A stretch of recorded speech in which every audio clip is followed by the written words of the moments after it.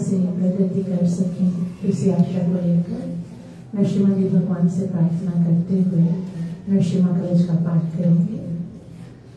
ओम अथ श्री प्रह्लाद कृत श्री नरसिंहा कवचम नरसिंहा कवचम बक्षि प्रह्लादेनोदितं पुरा सर्वरक्षाकरं पुण्यं सर्वोपद्रवनाशनम् सर्वसम्पत्करं चैव स्वर्गमोक्षप्रदायकं ध्यात्वा नरसिंहं देवेशं हेमसिंहासनस्थितं विवृतास्यं त्रिनयनं शरदिन्दुसमप्रभं लक्ष्म्यालिङ्गितवामाङ्गं विभूतिभिरुपाश्रितं चतुर्भुजं कोमलाङ्गं स्वर्णकुण्डलशोभितम् उरोजशोभितोरस्तं रत्नकेयूरमुद्रितं तप्तकाञ्चनसङ्काशं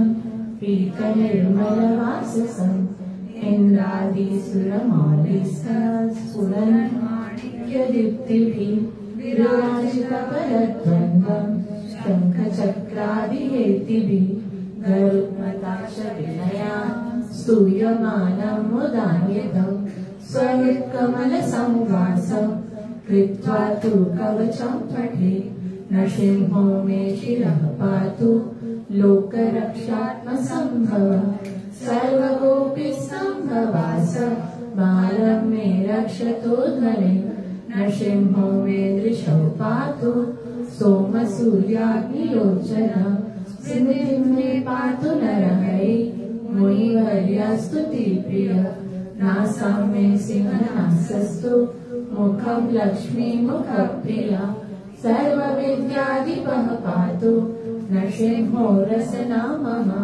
वक्त्रं पात्र इन्दुवदनं सदा प्रह्लादवन्दितं नरसिंहा पातु मे कण्ठं संलौभूषणान्तकृत् दिव्यास्त्रशोभितभुजौ नरसिंहा पातु मे भुजौ करौ मे देववरदो नरसिंहा पातु सर्वतः हृदयं योगि साध्यश्च निवासं पातु मे हरि मध्यं पातु हिरण्याक्ष वक्षकुक्षि विदारणं नाभिं मे पातु नरहरि स्वनाभिः ब्रह्म संस्तुतः ब्रह्माण्डकोटयः कट्या यस्यासो पातु मे कटिं गुह्यं मे पातु गुह्यानां मन्त्राणां गुह्यरूपगे ऊणु मनोभवः पातु जन्मनि नररूपगे जङ्गे पातु धराभारा हर्तायो सौम्यकेसरी सुरराजगदः पातु पादौ मे नरीश्वरः सहस्रशीर्षः पुरुषः पातु मे सर्वशस्त्रः महोरपूर्वतः पातु महावीराग्रजोनितः महाविष्णु दर्शयतु महाजालस्तु नैऋतः पश्चिमे पातु सर्वेषु ऋषि मे सर्वतोमुखः नरसिंहः पातु वायव्यः सौम्यं भीषणविग्रहः ईशान्यं पातु भद्रो मे सर्वमङ्गलदायकः संसारभयदः पातु मृत्युर्मृत्युर्नकेसरी इदं नरसिंहः कवचं प्रह्लादमुखमण्डितं भक्तिमान्यः पठेत् नित्यं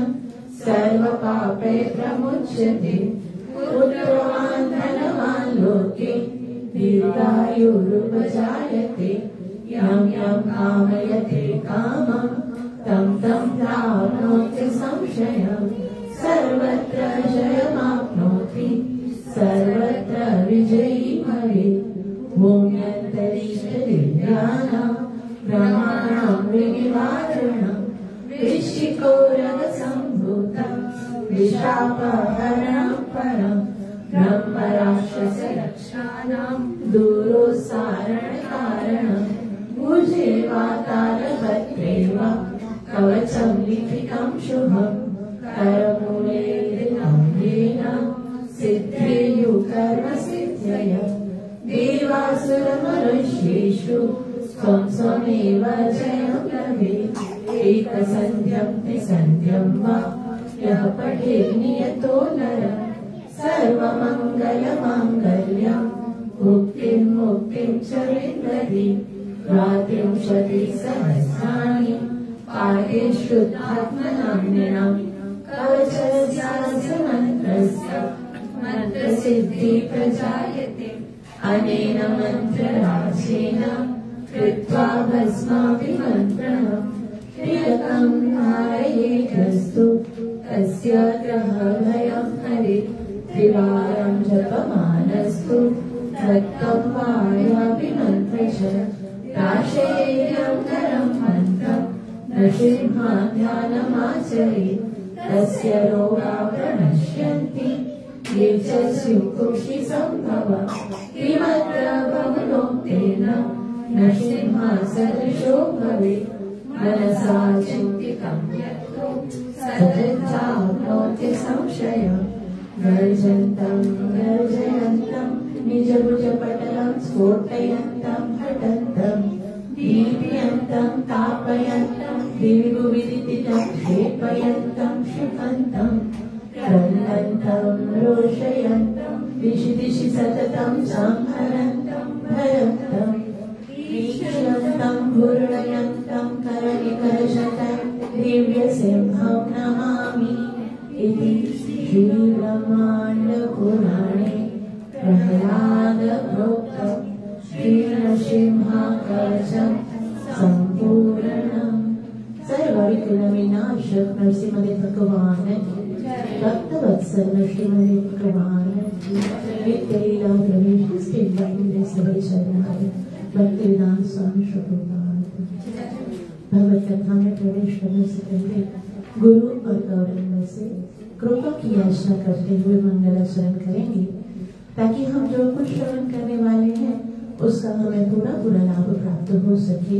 जो कि है कृष्ण में ही प्राप्ति। ओम ज्ञानतिमिरान्धस्य ज्ञानविनाशाय चक्षुरुन्मीलितं श्री गुरुवे नमः। श्री चैतन्यमनोभीष्टं स्थापितं येन भूतले स्वयं रूपः करुणामयं ददाति स्वपदान्तिकं। वन्देऽहं श्रीगुरुं श्रीयुतापदकमलं श्रीगुरुं वैष्णवांश्च श्रीरूपं सारजातं सहगणरघुनाथान् विदं सजीवं साद्वैतं सावधूतं परिजनसहितं कृष्णचैतन्यदेवं श्रीराधां कृष्णपादां सहगणललितां श्रीविशाखान्वितांश्च हे कृष्ण करुणा सिन्धु दीनबन्धु जगत्पते गोपेश गोपिकान्ता राधाकान्त नमस्ते। तप्तकाञ्चन गौरङ्गी राधे वृन्दावनेश्वरी विश्वभानुसुते देवी प्रणमामि हरिप्रिये। वंशकल्पतरुभ्यश्च कृपासिन्धुभ्यैव च पतितानां पावनेभ्यो वैष्णवेभ्यो नमो नमः। श्रीकृष्ण चैतन्य प्रभु नित्यानन्द श्री अद्वैत गदाधर श्रीवासदि गौरभक्तवृन्द। हरे कृष्ण कृष्ण कृष्ण हरे हरे हरे राम राम राम हरे हरे। ग्रंथ श्रीमद् भगवद गीता माता की जय। श्रीमद् भगवद गीता जो कि साक्षात भगवान श्री कृष्ण के मुखारविंद से निकली है, आज हम इसी के कुछ महत्वपूर्ण अंगों पर चर्चा करेंगे। श्रीमद् भगवद गीता के दूसरे अध्याय के श्लोक नंबर 7 में अर्जुन ने भगवान को शरणागति स्वीकार कर ली कि मुझे समझ में नहीं आ रहा है कि मेरे लिए क्या श्रेष्ठ है और क्या श्रेष्ठ नहीं है, इसलिए यश्रेयः स्यानिश्चितं ब्रूहि तन्मे शिष्यस्तेहं शालिमां त्वां प्रपन्नम्। आप मुझे बताइए, ब्रूहि आप मुझे बताइए कि मेरे लिए क्या बेहतर है, क्या श्रेष्ठ है, क्योंकि अब मैं आपका शिष्य हूँ और आपकी शरण में हूँ। यहाँ से हमें पता चलता है कि जीवन में बहुत सारी उलझनें होती हैं, बहुत सारे ऐसे प्रॉब्लम्स होते हैं जिनको चाहे हमारे पास कितना भी ज्ञान क्यों न हो, उनको हम अपनी बुद्धि से सॉर्ट आउट नहीं कर सकते। उसके लिए कौन चाहिए? एक गुरु की आवश्यकता है। प्रत्येक जीव जो है उसको आध्यात्मिक उन्नति करने के लिए, मेरे लिए क्या श्रेष्ठ है वो जानने के लिए एक बोनाफाइड स्पिरिचुअल मास्टर, एक विशुद्ध प्रमाणिक गुरु की आवश्यकता है। तो यहाँ से भगवान की शरणागति स्वीकार करने के उपरांत भगवान ने जैसे ही अर्जुन को शिष्य रूप में स्वीकार किया तो अपना गुरु पद जो है वो संभाल लिया और अर्जुन को कहा कि तुम इतनी बुद्धिमानी वाली बातें कर रहे हो, लेकिन जो पंडित होते हैं वो ना तो कभी जीवित के लिए दुखी होते हैं और ना ही मृत्यु के लिए, है ना। भगवान कहते हैं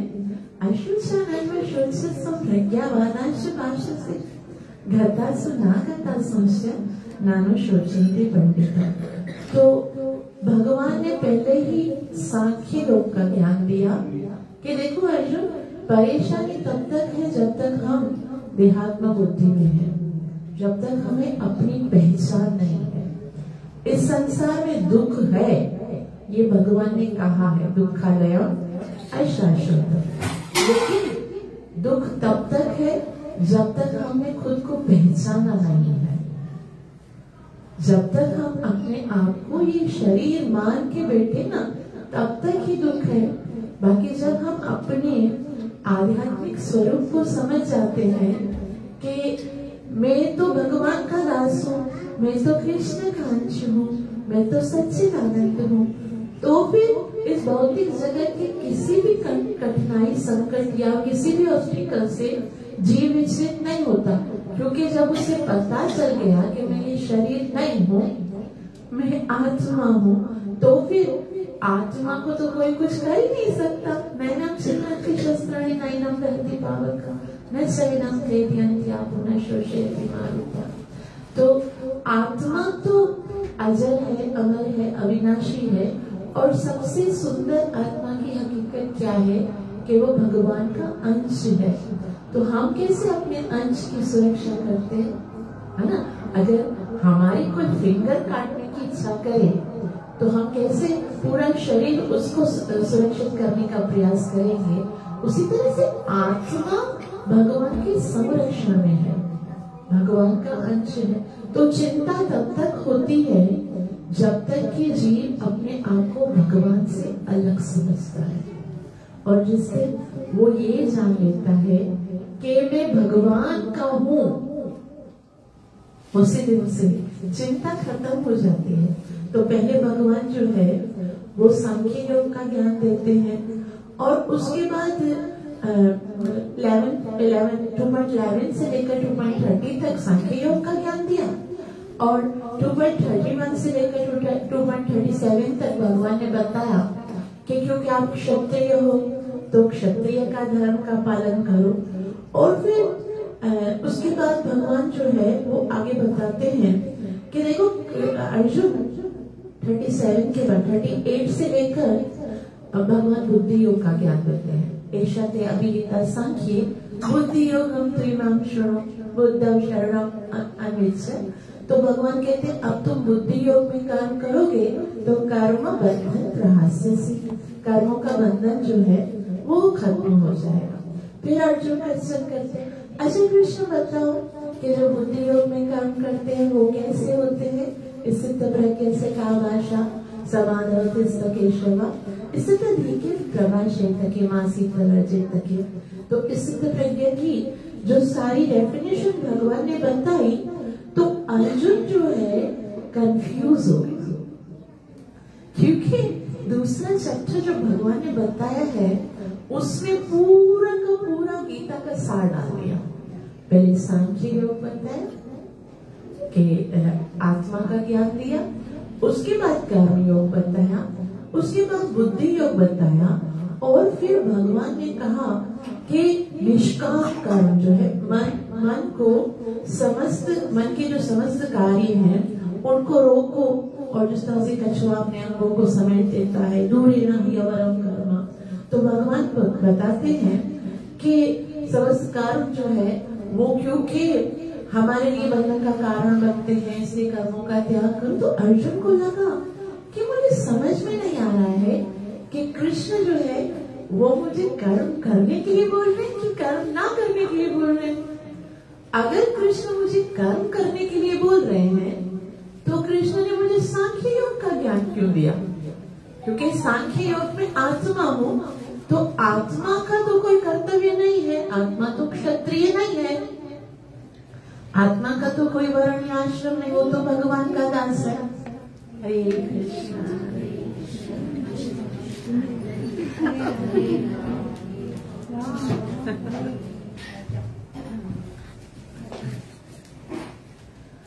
और अगर भगवान कहते हैं कि स्वधर्मम अपि चावेक्षण अविकम्पितो मनसि, तुम अपने धर्म को पालन करो, तो फिर भगवान ने मुझे सांख्य योग का ज्ञान दिया ही क्यों?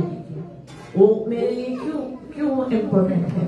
तो भगवान असल में ये बताना चाह रहे थे कि देखो, तुम ये मत सोचो कि ये सब मर जाएंगे, इसलिए आत्मा का ज्ञान दिया, लेकिन फिर भी तुम्हें अपना कर्तव्य करना है। तो 3rd चैप्टर के प्रारंभ में भगवान से अर्जुन ने एक क्वेश्चन किया। 3रा अध्याय जो है उसके शुरू में अर्जुन ने भगवान से क्वेश्चन किया कि मुझे ये बताओ कि आप मुझे क्या जायसी चेत कर्मणस्ते मता बुद्धि जनार्दन, अगर आप कर्म योग से बुद्धि योग को बेहतर समझते हो, अर्जुन ये दो चीजें समझ रहा था, एक कर्म योग है यानी आपको कर्म करना है, एक बुद्धि योग है मतलब आपको कर्म नहीं करना है, संन्यास लेना है। लेकिन भगवान जो है वो कर्म करने को या कर्म त्यागने को, ये दोनों चीजों को नहीं बोल रहे। भगवान क्या बोल रहे हैं कि तुम भक्ति के साथ भगवान के साथ योग मिला के कर्म करो, जिससे तुम्हें कर्म का बंधन नहीं लगेगा। लेकिन अर्जुन को दो चीजें दिख रही थी कि या तो कर्म करना है या तो कर्म नहीं करना।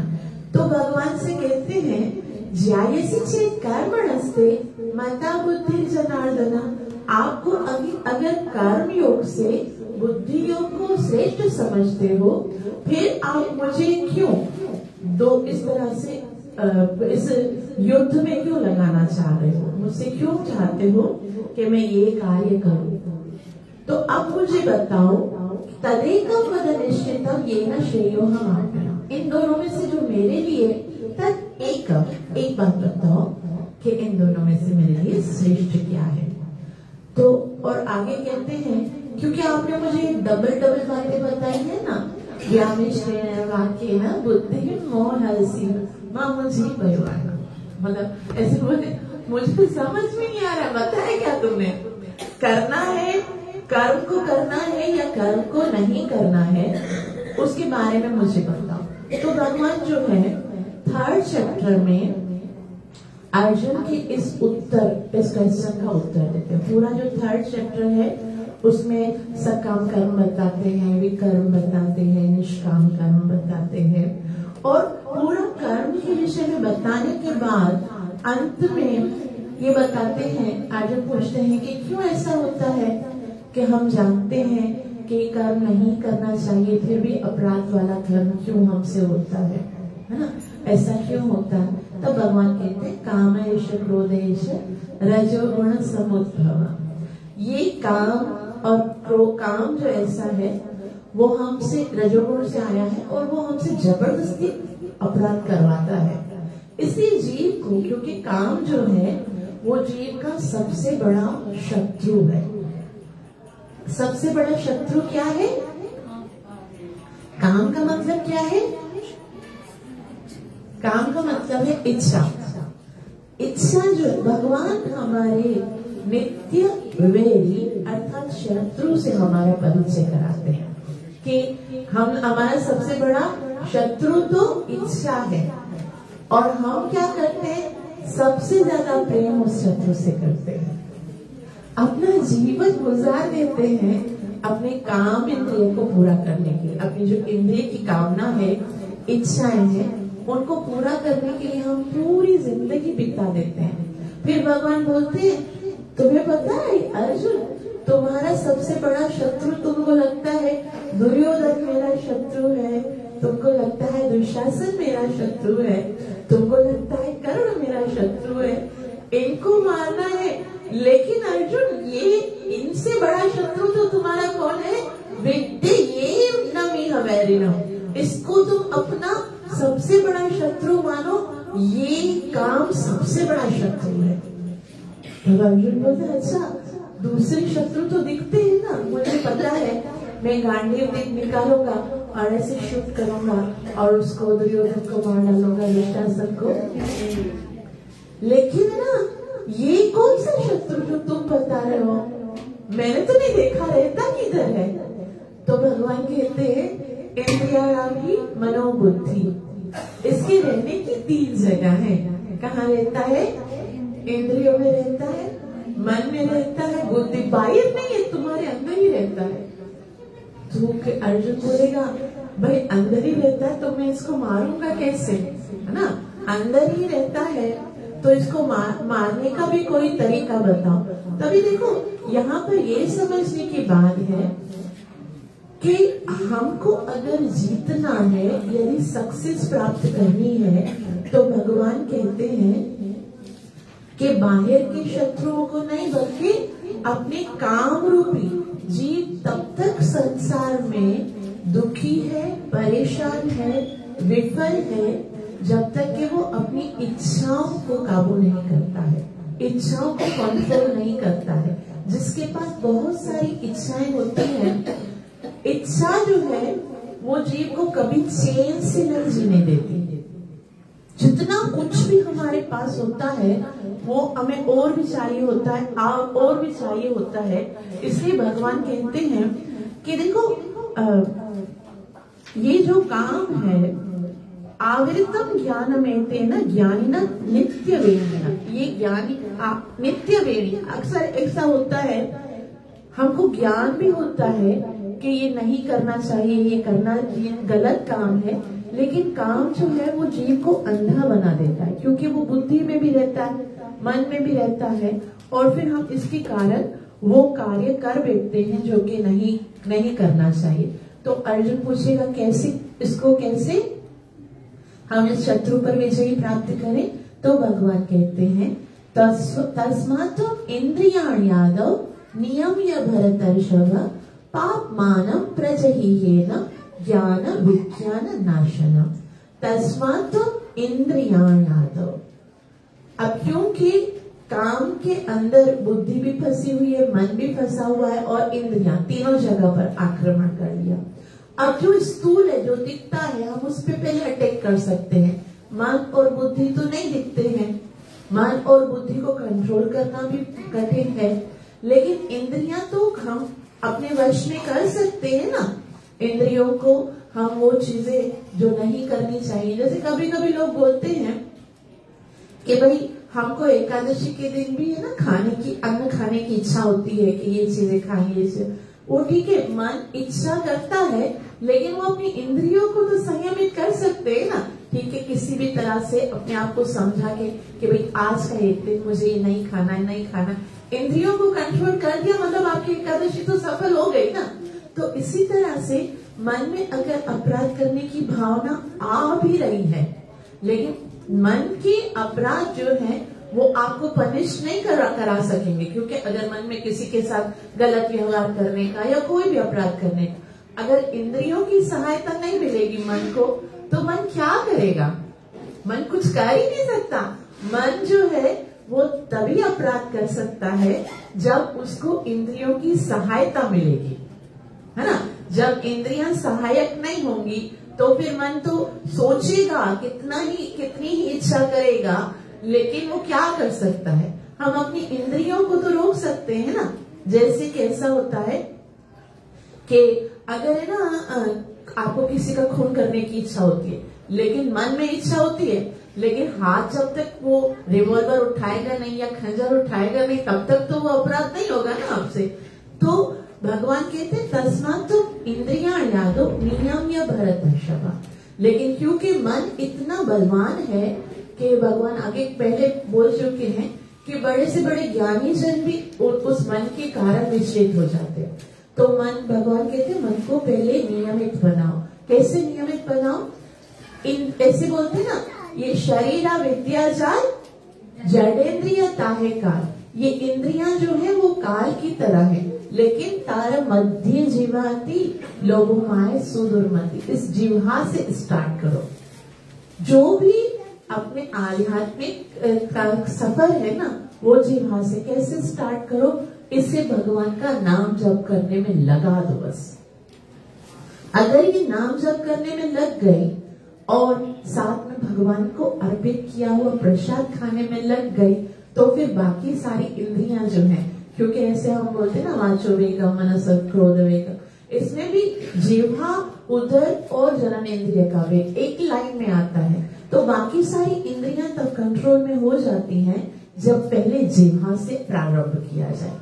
जिह्वा को हरिनाम में लगाओ और नेत्रों को भगवान के दर्शन करने में लगाओ और भगवान का प्रसाद खाओ। इस तरह से क्या होगा?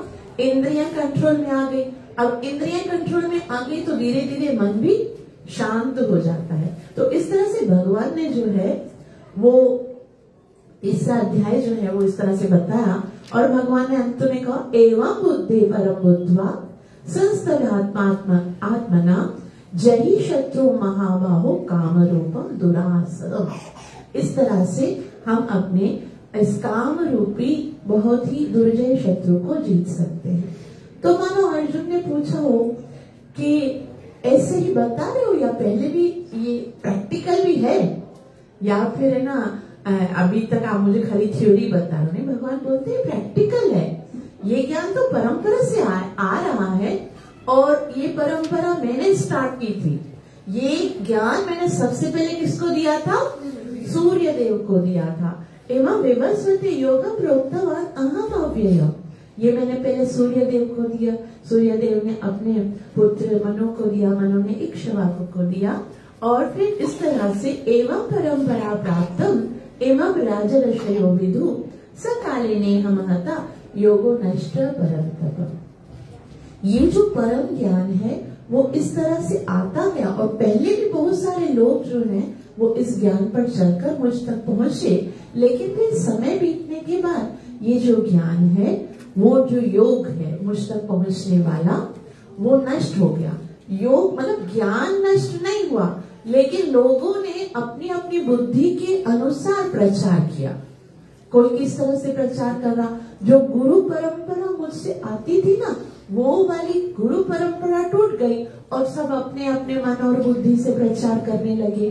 तो फिर वो योग जो है, भगवान कहते हैं इस प्रकार यह परम विज्ञान गुरु परंपरा से प्राप्त किया जाता था, और राजऋषियों ने इस विधि से इसे समझा, किंतु काल क्रम में यह परंपरा छिन्न हो गई, अतः यह विज्ञान यथार्थ रूप में लुप्त हो गया।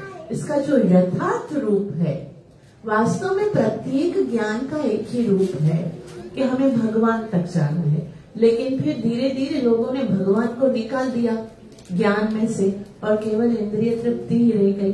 तो फिर भगवान ने कहा अभी उसी वाले परम ज्ञान को स एवं महादेत्य योगा प्रोक्त पुरातना, वही पुरातन योग मैं अब तुमसे स्टार्ट करता हूँ। अर्जुन ने कहा मुझ में ऐसी कौन सी क्वालिटी है कि आपने मुझे इस ज्ञान को पुनर्प्रारंभ करने के लिए मुझे चॉइस किया? तब भगवान कहते हैं भक्तों सी में सखा चेती, क्योंकि तुम मेरे भक्त हो और मेरे मित्र हो। भगवान के साथ केवल भक्ति का संबंध भी अधूरा है, भक्ति के साथ साथ कोई ना कोई रस भी होना चाहिए। भक्त तो हम सभी हैं, लेकिन किसी न किसी रस में जब हम भगवान के साथ प्रेम का आदान प्रदान करते हैं तो हम भगवान की निकट आ जाते हैं। फिर हम भगवान के साथ अपने सीक्रेट शेयर करते हैं, और फिर भगवान हमारे साथ अपने सीक्रेट, भगवान बोलते हैं ना कि ये जो मैं तुम्हें ज्ञान एकदम गुह्यतरम, ये जो है मैं तुम्हें बताता हूँ सीक्रेट्स में, राजविद्या राजगुह्यम, ये सबसे ज्यादा सीक्रेट है। तो अर्जुन को कृष्ण ने कहा तुमको मैं इसलिए बता रहा हूँ ताकि तुम मेरे भक्त हो और मेरे मित्र हो। इसीलिए रहस्यम ये तदुत्तम, इसका मतलब इतना सिंपल है कि गीता को समझने के लिए बुद्धि की आवश्यकता नहीं है। भगवान ने ये नहीं कहा अर्जुन तुम तो क्योंकि बहुत बुद्धिमान हो ना, इसके लिए मैं तुम्हें बता रहा हूँ, बुद्धि की आवश्यकता नहीं। और गीता को समझने के लिए ब्रह्मचारी या वानप्रस्थ या सन्यासी होने की आवश्यकता नहीं, क्योंकि अर्जुन कौन है? ग्रस्त है और क्षत्रिय है ना, ग्रस्त भी है और क्षत्रिय है। तो अर्जुन को इसलिए चुना है क्योंकि कृष्ण के भक्त हैं और कृष्ण से संबंध रखते हैं। तो ये बात हमें जाननी है कि कृष्ण के विषय में समझ हम तभी सकते हैं जब हम कृष्ण को अपना समझेंगे। कृष्ण की भक्ति और प्रेम के साथ कोई ना कोई रस में जब हम कृष्ण के साथ संबंध जोड़ेंगे तभी हम कृष्ण को समझ सकते हैं। तो अर्जुन ने कहा अच्छा तो अभी तो तुम मुझे बोल रहे हो कि मैं तुम्हारा सखा हूँ, अभी उससे पहले तुम मुझे बोल रहे थे कि मैंने ये ज्ञान किसको दिया? ये कैसे हो सकता है? तो मेरे सखा मतलब मेरे समकालीन हो, मेरे मतलब एज हमारा सेम है। तो फिर तुमने ना सूर्य देव को कैसे दिया? अपरम भवतो जन्म परम जन्म विवस्वता कथमेतद् विज्ञानीयाम त्वमादौ प्रोक्तवानिति। मैं कैसे जानूंगा कि तुमने उसे दिया? तुम तो अभी आए हो। तभी भगवान जो है, अभी भगवान की कोई इच्छा नहीं थी क्योंकि अभी कर्म योग चल रहा था और अभी भगवान अपने विषय में बताना नहीं चाह रहे थे। लेकिन क्योंकि अर्जुन ने क्वेश्चन ही ऐसा किया कि मैं कैसे जानूं कि आपने पहले ये ज्ञान सूर्यदेव को दिया, तब भगवान एक अद्भुत रहस्य अर्जुन के समक्ष खोल रहे हैं और अर्जुन को बोलते हैं ये मत समझना कि हमारा पहला जन्म है। और अर्जुन के माध्यम से भगवान हमें बता रहे हैं कि ये हमारा पहला जन्म नहीं है।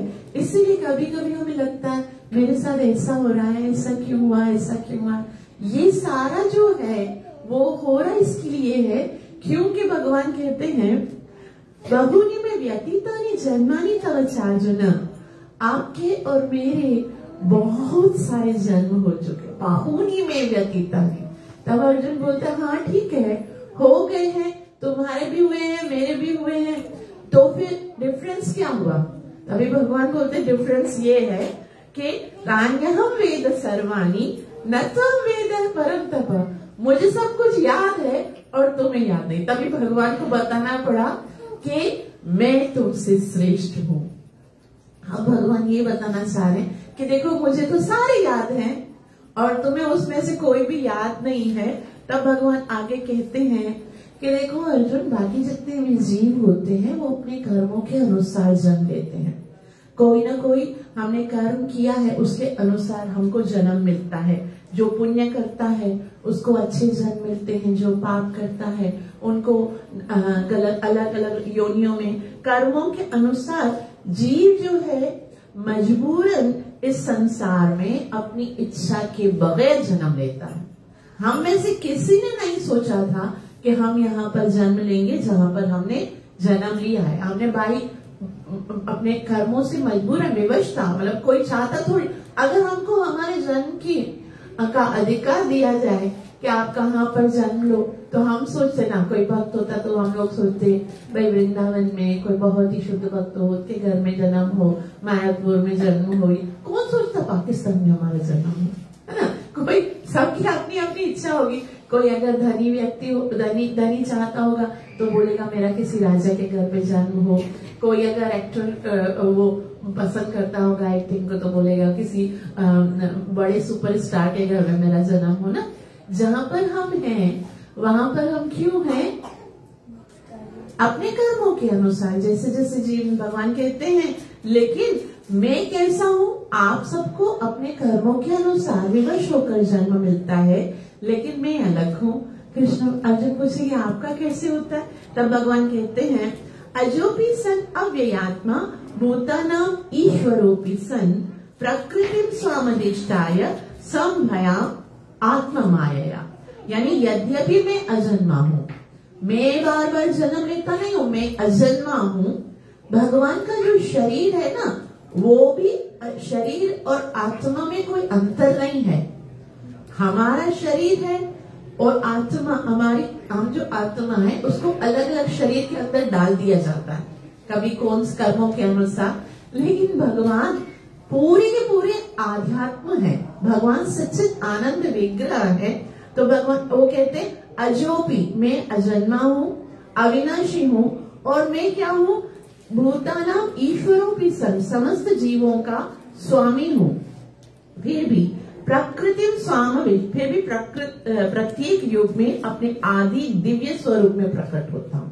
मतलब भगवान कहते हैं मेरा जो स्वरूप है वो तुम्हारे स्वरूप की तरह नहीं है, मेरा आदि दिव्य स्वरूप है और मैं प्रकट होता हूँ। फिर भगवान जो है वो प्रसिद्ध श्लोक बोलते हैं जो हम सबको पता है, कौन सा?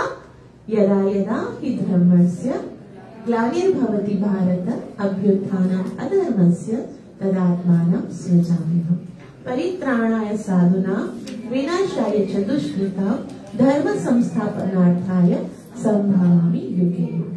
तो मानो अर्जुन ने पूछा होगा जब अजन्मे हो तो क्यों आते हो बार बार? तो कृष्ण ने कहा इसलिए आता हूँ क्योंकि धर्म जो है उसकी सुरक्षा करना मेरी जिम्मेवारी है। क्योंकि भगवान जो है वो प्रत्येक जगत के पिता हैं। तो अगर यहाँ भौतिक जगत में अधर्म फैलता है तो ये भगवान की जिम्मेवारी है कि वो अधर्म का विनाश करे, धर्म की स्थापना करे। और क्योंकि भगवान अपने भक्तों से बहुत प्रेम करते हैं, इसीलिए भक्तों की सुरक्षा करने के लिए और दुष्टों का विनाश करने के लिए आते हैं। ये भगवान ने बाह्य कारण बताए हैं। वैसे तो भगवान केवल अपने भक्तों को के साथ प्रेम का आदान प्रदान करने के लिए इस भौतिक जगत में आते हैं। उसके बाद भगवान ये बताते हैं कि जो व्यक्ति इस बात को जान लेता है, कौन सी बात को, कि मैं इस संसार में आता हूँ तो मेरा जन्म और मेरे कर्म सब दिव्य है। अगर कोई ये जान लेता है तो फिर क्या होता है, त्यक्त्वा देहं पुनर्जन्म नाइति मामेति स्वर्जनम। बस इतना जान ले, बस क्या जान ले, कि मेरे जन्म और कर्म दिव्य होते हैं। भगवान कहते हैं जन्म कर्म च मे दिव्यम एवं यो वेत्ति तत्त्वतः त्यक्त्वा देहं पुनर्जन्म नैति मामेति स्वर्जुनम। बस इतना जान ले कि मेरे जन्म और कर्म दिव्य है, तो फिर ये देह त्याग करके पुनर्जन्म मरण के चक्कर में नहीं फंसेंगे। अर्जुन ने बोला इतनी सी बात है, बस मतलब कितना सरल है कि मैं ना ये समझ लूं कि भगवान का जन्म दिव्य है, भगवान का कर्म दिव्य है, बस फिर मुझे जन्म मरण के चक्कर में नहीं फंसना पड़ेगा।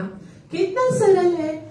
फिर बीच में प्रॉब्लम क्या है, मतलब इसमें तो कोई, कितना सरल है ना, तो इसमें तो कोई प्रॉब्लम ही नहीं है कि ना क्यों फिर लोगों का बार बार जन्म मरण का चक्कर छूटता नहीं है, क्यों जीव जन्म जन्मांतर से ये कभी पशु, कभी पक्षी, कभी मनुष्य, कभी देव, कभी क्या क्या बनता रहता है, क्यों नहीं होता। और मुझे ये तो बताओ पहले कि क्या पहले भी ऐसा जानकर कोई मुक्त हुआ है या खाली बता रहे हो। तब भगवान एक बहुत ही सुंदर श्लोक बोलते हैं।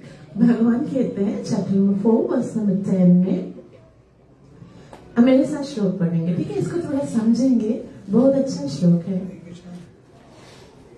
वीतराग भय क्रोधा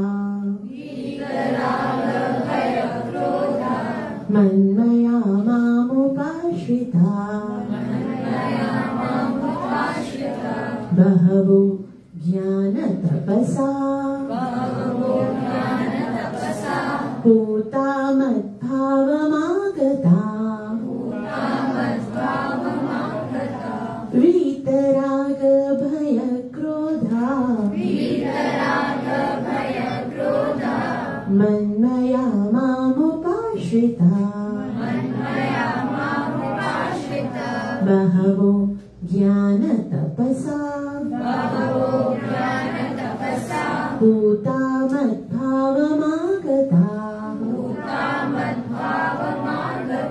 अर्थात आसक्ति, भय तथा क्रोध से मुक्त होकर मुझ में पूर्णतया तन्मय होकर और मेरी शरण में आकर बहुत से व्यक्ति भूतकाल में मेरे ज्ञान से पवित्र हो चुके हैं।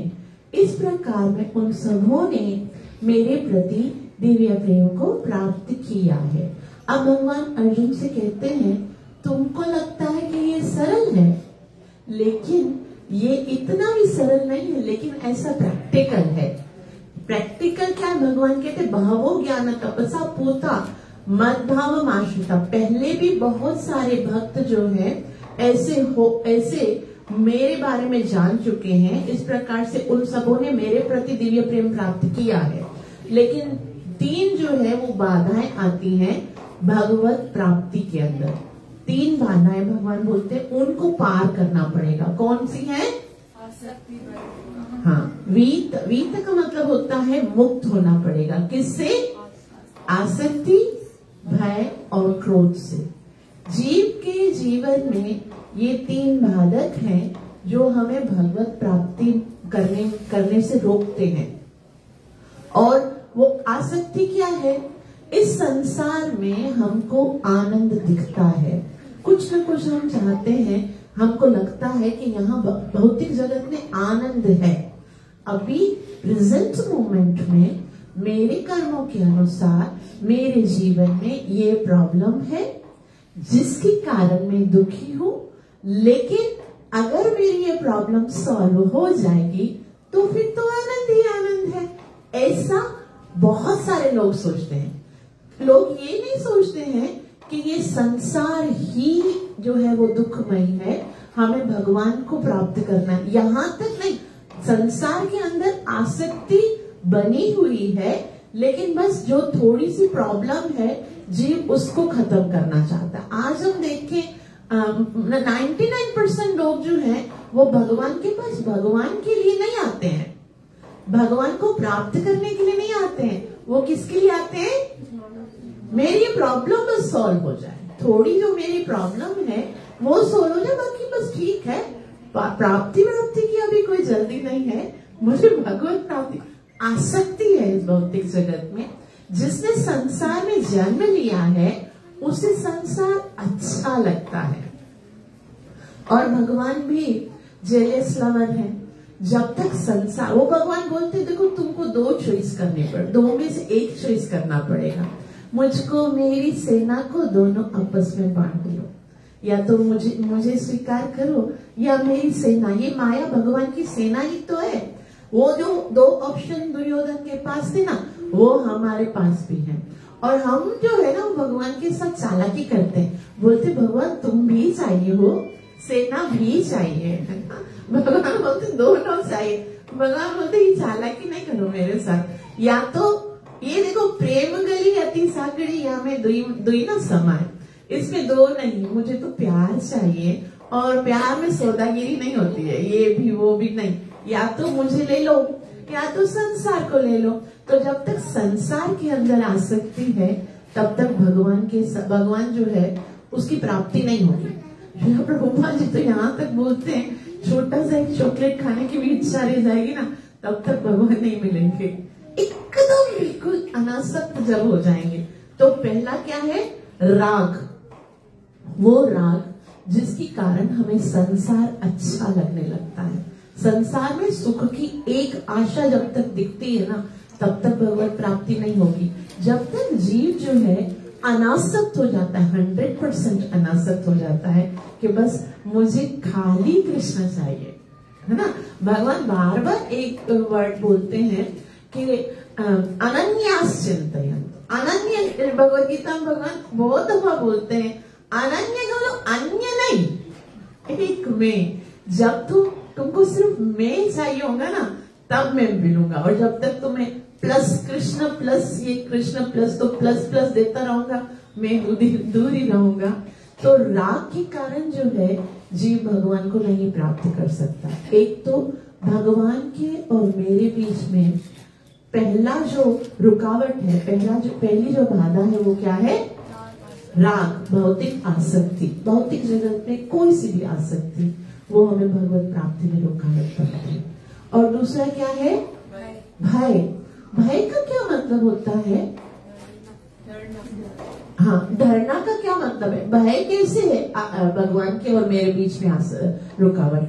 भय का मतलब ये होता है, कुछ लोग जो होते हैं, अभी देखो कुछ लोग जो 99% है वो तो आसक्त है, लेकिन कुछ लोग को कैसे होते हैं, उनको ये भौतिक जगत जो है उससे निराशा है।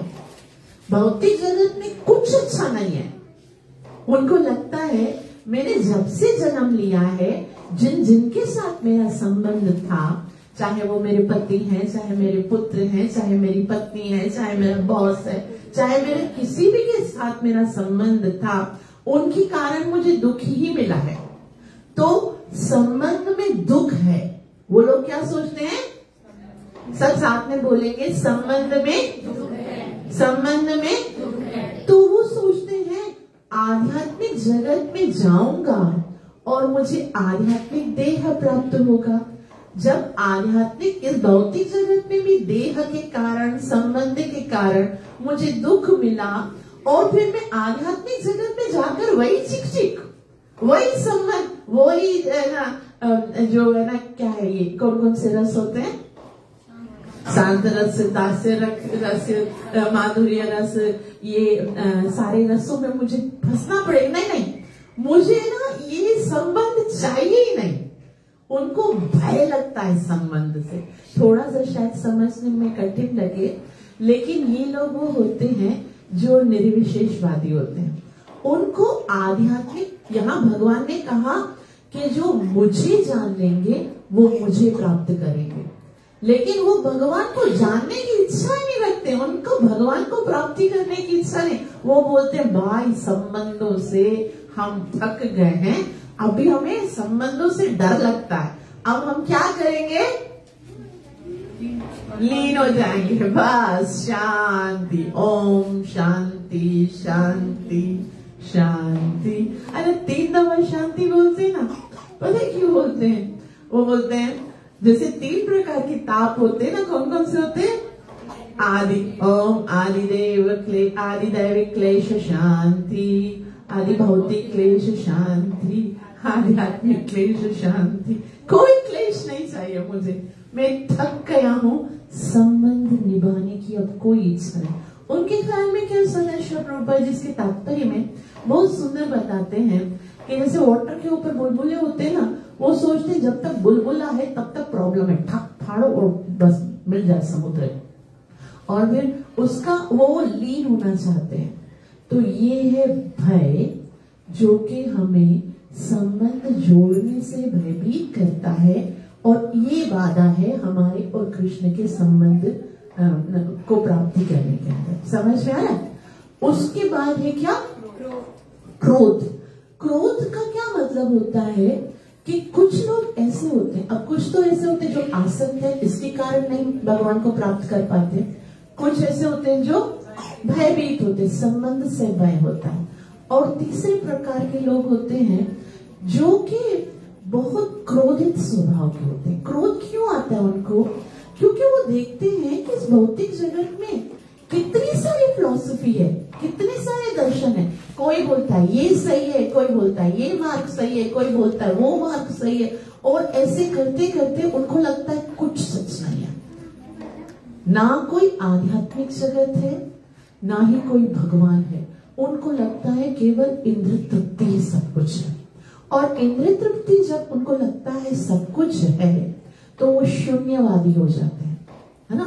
उनको कुछ भी नहीं, उनको वो निर्विशेषवादी नहीं होते, एक निराकारवादी होते जो निराकार में लीन होना चाहते। वो तो शास्त्रों में भी उसका प्रमाण, लेकिन वो शून्यवादी हो जाते हैं, वो मायावादी। उनको लगता है भगवान भी माया है, भगवान का शरीर भी माया है, इस भौतिक जगत में भी माया है, कुछ भी सत्य नहीं है। सत्य केवल ये कि आओ आप इंद्रिय तृप्ति करो और आनंद करो, बस।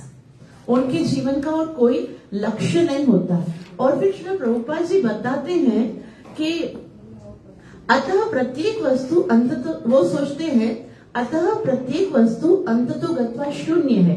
ऐसे लोग जीवन की रुग्ण अवस्था में होते हैं। ये बहुत ही खतरनाक है, ये सबसे ज्यादा भयंकर स्थिति है उन लोगों की। और वो क्या सोचते हैं, कुछ लोग भौतिकता में इतने आसक्त रहते हैं कि वे आध्यात्मिक जीवन को की ओर कोई ध्यान देते ही नहीं। उनको लगता है, आप देखते होंगे कुछ लोग ऐसे होते हैं जिनको आध्यात्मिक जीवन में कोई रुचि नहीं होती है और नहीं देते, और कुछ लोग तो निराशावश सभी प्रकार के आध्यात्मिक चिंतनों से क्रुद्ध होकर प्रत्येक वस्तु पर अविश्वास करने लगते हैं। कुछ भी सत्य नहीं है, कोई शास्त्र सत्य नहीं है, कोई आध्यात्मिक ज्ञान सत्य नहीं है, और उनको लगता है कुछ सत्य है नहीं। तो इस अंतिम कोटि के लोग किसी न किसी मादक वस्तु का सहारा लेते हैं, और उनके मति विभ्रम को कभी कभी आध्यात्मिक दृष्टि मान लिया जाता है। फिर वो क्या करते हैं कि ये भी सत्य नहीं, वो भी सत्य नहीं, ये भी सत्य नहीं, ये तो वो इतना क्रोधित, क्योंकि इंद्र तृप्ति करते करते जीव कभी भी आनंदित नहीं हो सकता, ये बात सत्य है। चाहे इंद्र तृप्ति जो है वो इंद्र की तरह स्वर्ग में भी इंद्र तृप्ति मिल जाए ना, तो भी वो आनंदित या संतुष्ट नहीं हो सकता जीव, उसमें संतुष्टि नहीं है। और जब संतुष्टि नहीं होती है तो क्या आने लगता है, क्रोध आने लगता है। क्योंकि एक तो संतुष्टि नहीं होती है, पहले तो लोभ होने लगता है, और मिले और मिले और मिले और मिले, और जब एंड हो जाता है, मिल जाता है सब कुछ, फिर भी संतुष्टि नहीं, तो क्रोध आने लगता है कि क्यों मुझे आनंद नहीं आ रहा। क्योंकि जीव को आनंद तब तक आ ही नहीं सकता है जब तक कि वो भगवान के साथ अपना संबंध नहीं जोड़े। चाहे कुछ भी मिल जाए, चाहे संसार में कुछ भी मिल जाए, जीव कभी भी सुखी नहीं हो सकता है, क्योंकि सुख केवल भगवान के श्री चरणों में ही रखा हुआ है। तो वो बहुत ज्यादा क्रोधित होते हैं। और श्रील प्रभुपाद जी बताते हैं कि वो क्या करते हैं, नशा करना शुरू करते हैं। और ऐसे ही लोगों के साथ श्रील प्रभुपाद जी की भेंट हुई थी। कहाँ? अमेरिका में। जब वो बावरी में गए थे श्रील प्रभुपाद जी, तो ऐसे ही लोग थे, मादक द्रव्य का सेवन करते थे। उनके जीवन में, उनके बुद्धि में आध्यात्मिक जीवन का कोई भी कॉन्सेप्ट ही नहीं था, कोई विश्वास नहीं था, शून्यवादी थे, मायावादी। और यहाँ तक कि बस वो समझते थे कि ये जो हम कर रहे हैं वही आध्यात्म है, बस नशा करो, इसी में आनंद, क्योंकि भक्ति का मतलब है आनंदित होना। और वो समझते थे क्योंकि हम ये LSD लगाते हैं, गांजा पीते थे, या फिर ऐसे इंजेक्शंस लगाते थे, वो सब उनको लगता था इसी में आनंद है, तो यही आध्यात्म है। आध्यात्मिक का मतलब आनंद होना। तो इसके कारण वो ये समझते थे कि बस अब हम आनंद लेते, और ये आनंद जो है वो एक रात में खत्म हो जाता था उनका, फिर वापस से उनको दूसरे LSD इंजेक्शन वगैरह ढूंढने पड़ते थे।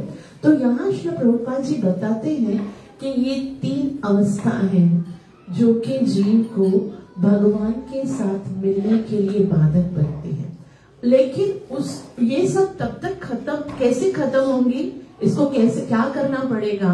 तो श्री प्रभुपाद जी बहुत ही सुंदर इसका उपाय बताते हुए कहते हैं कि जीवन की इन तीनों अवस्थाओं से छुटकारा पाने के लिए एक ही उपाय है, वो है प्रामाणिक गुरु के निर्देश में भगवान की शरण ग्रहण करना और भक्तिमय जीवन के नियम तथा विधि विधानों का पालन करना आवश्यक है।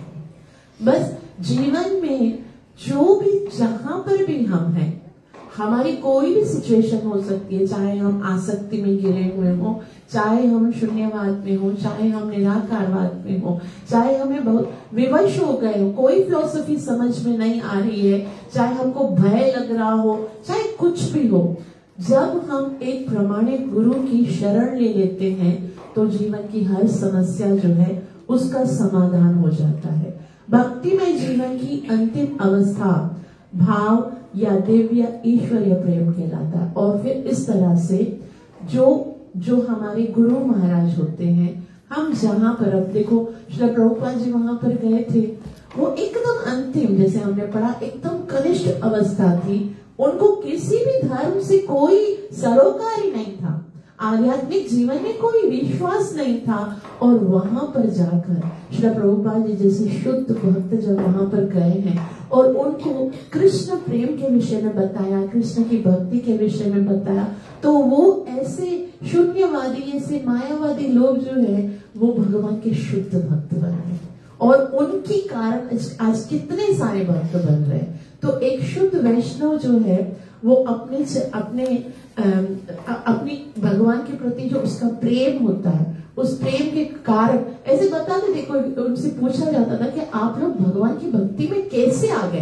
पहले तो क्या था, वो जो राष्ट्र था, सरकार है ना, वो भी उनसे परेशान हो गई थी कि क्या करे इनका, सारा दिन गलियों में धुत पड़े होते हैं, नंगे पड़े होते हैं, कोई काम नहीं उनको, ऐसे अश्लील दृश्य देखने को मिलते थे, कोई इसको ले जाए, क्योंकि कुछ हो जाए, कैसे इनसे छुटकारा मिलेगा।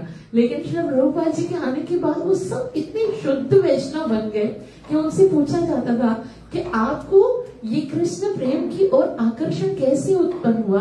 तब बताते थे कि जब श्री प्रभुपाद जी भगवान के विषय में बताते थे, जब वो भगवान के बारे में बताते, उनका जो भगवान के प्रति विश्वास था, जो श्रद्धा थी, जो दृढ़ता थी, उनकी आंखों में जो भगवान के प्रति प्रेम था, उनको देखकर हमारा हृदय जो है वो सब जिसकी ओर हम आकर्षण थे, वो सारा आकर्षण खत्म हो गया और कृष्ण के चरणों की ओर आकर्षण स्टार्ट हो गया।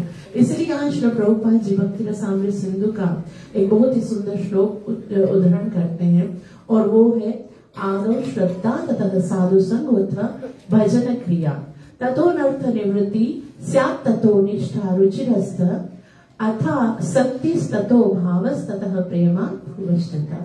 तो पहले जो है वो श्रद्धा होगी, और जब हमें हमारे हृदय में श्रद्धा है तो अवश्य हमें किसी न किसी शुद्ध वैष्णव का संग अवश्य मिलेगा। वैसे ये नहीं सोचना चाहिए कि हम कहाँ जाएंगे, कहाँ से भगवान की भक्ति मिलेगी। आपको बस श्रद्धा से प्रारंभ करना है। यदि हमारे हृदय में श्रद्धा है तो भगवान अवश्य किसी न किसी वैष्णव को हमारे जीवन में लेके आएंगे। और फिर क्या शुरू होगा, साधु संघ के साथ भजन क्रिया शुरू होगी। और जैसे जैसे भजन क्रिया होती जाएगी वैसे वैसे अनर्थ निवृत्ति होगी। और अनर्थों का जैसे जैसे शमन होता जाएगा तो हृदय में जो है वो निष्ठा उत्पन्न होगी, भगवान के लिए रुचि उत्पन्न होगी, आसक्ति और भाव, और उसके बाद दिव्य प्रेम प्राप्त हो जाएगा। और इस तरह से ये सारे जो 3 बाधाएं हैं वो खत्म हो जाएंगी और हम भगवान के निकट आते जाएंगे। आप सबका बहुत बहुत धन्यवाद जो इतना प्रेम से श्रवण किया। कृपया मुझे आशीर्वाद अवश्य दीजिएगा कि मैं अपनी सेवा और साधना को अच्छे से कर सकूं और निरपराध भाव से हरिनाम का जप करके गुरु और कृष्ण को प्रसन्न कर सकूं। ग्रंथराज श्रीमद् भगवद गीता मात की, ग्रंथराज श्रीमद् भगवद गीता मात की, हरि पावन अवतार चैतन्य महाप्रभु की, नित्य लीला प्रवेश में चरणारविंद भक्तिवेदांत स्वामी स्वरूपाद की, निताई गौर प्रेम।